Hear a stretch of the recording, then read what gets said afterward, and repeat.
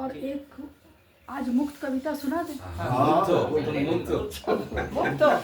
मुक्त कविताएं बहुत बड़े होते हैं। जीवन कठिन परीक्षा, बहुत कठिन उद्धार। जीवन कठिन परीक्षा, बहुत कठिन उद्धार। निर्जल व्रत में तैर कर जाना नदिया पार। निर्जल व्रत में तैर कर जाना नदिया पार। और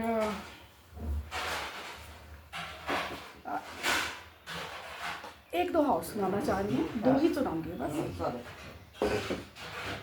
कि लिखना पढ़ना रुक गया, रख दी दूर किताब।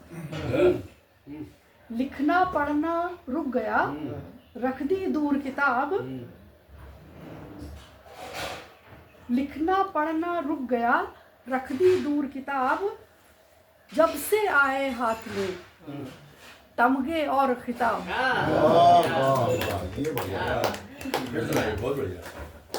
कि लिखना पढ़ना रुक गया, रख दी दूर किताब। जब से आए हाथ में तमगे और खिताब। तो ये थे छोटी बहर का ही एक शेर या एक मुक्तक कह लीजिए, चार पत्तियां।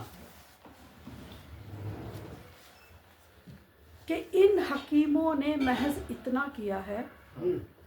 इन हकीमों ने महज इतना किया है, ढूंढ कर हर मर्ज को पुख्ता किया है। डायग्नोज करते। इन हकीमों ने महज इतना किया है, ढूंढ कर हर मर्ज को पुख्ता किया है। जिंदगी तो सिर्फ उतनी ही मिली थी। जिंदगी तो सिर्फ उतनी ही मिली थी। बस दवा ने मौत को लंबा किया। क्या बात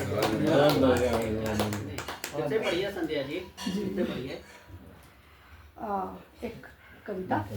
नहीं ये वाला फिर अच्छा ओह सॉरी। इन हकीमों ने महज इतना किया है, ढूंढ कर हर मर्ज को पुख्ता किया है। और जिंदगी तो सिर्फ इतनी ही मिली थी। बस दवा ने मौत को लंबा किया।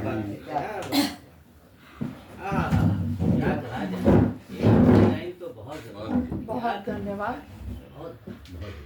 इस कविता का शीर्षक है बुनियाद। आप चाहें तो गुंबद को पुरुष समझ सकते हैं और नींव को स्त्री समझ सकते हैं, अगर आपका मन हो तो। बुरा न लगे आपको तो स्वागत है। क्यों बुरा लगेगा, हम लोग तो गुंबद हैं। अभी आगे तो कहीं भी देखिएगा ना, गुंबद है वो किसके दम पे है। अभी आगे क्या कहेंगे समझना है, पता समझना है। चलिए। हाँ स्वागत है। नक्काशियों का वैभव हमेशा गुंबदों के हिस्से में आया। नक्काशियों का वैभव हमेशा गुंबदों के हिस्से में आया। नींव के पत्थरों ने कभी नहीं जाना तराशे जाने का सुख। क्या बात है। नक्काशियों का वैभव हमेशा गुंबदों के हिस्से में आया। नींव के पत्थरों ने कभी नहीं जाना तराशे जाने का सुख। गुंबदों ने ही लूटी सारी वाहवाही। उन्हीं के हिस्से आया पंछियों का कलरव, रोशनी और जश्न। क्या बात है। गुंबदों ने ही लूटी सारी वाहवाही। उन्हीं के हिस्से आया पंछियों का कलरव, रोशनी और जश्न। क्या बात है, क्या नींव को मिलता रहा अंधेरे की कोठरी में उपेक्षाओं का धीमा जहर। नींव को मिलता रहा अंधेरे की कोठरी में उपेक्षाओं का धीमा जहर। बारिश में भीगने पर होती रही गुंबदों की ही दवा दारू। बारिश में भीगने पर होती रही गुंबदों की ही दवा दारू। और नींव के सीने में बाढ़ की पूरी बरसात समा गई। क्या बात। बारिश में भीगने पर गुंबदों की ही रंगाई पुताई। बारिश में भीगने पर गुंबदों की ही होती रही दवा दारू। और नींव के हिस्से में बाढ़ की पूरी बरसात समा गई। गुंबदों के गालों पर ही निशान बने वक्त के थपेड़ों के, आहा, आहा। और डहने पर उसी ने बटोरी हमदर्दी भी। गुंबदों के गालों पर निशान बने वक्त के थपेड़ों के, और डहने पर उसी ने बटोरी तमाम हमदर्दी भी। नीम की झोली में एक बार फिर आया, न्यू की झोली में नीम की झोली में एक बार फिर आए असंतुलन के आरोप। क्या बात है आहा, क्या बात संतुलन क्या बात है क्या बात है क्या बात नीम की झोली में एक बार फिर आए असंतुलन के आरोप और कमजोर कंधों की तोहमत। क्या बात है सैकड़ों वर्षों बाद नव निर्माण के समय नींव के पत्थर निकालकर किसी पुरातत्ववेता के द्वारा पढ़ भी लिए जाएं तो क्या फर्क पड़ता है। आहा। सैकड़ों वर्षों बाद नींव के पत्थर निकालकर किसी पुरातत्ववेता के द्वारा पढ़ भी लिए जाएं तो क्या फर्क पड़ता है।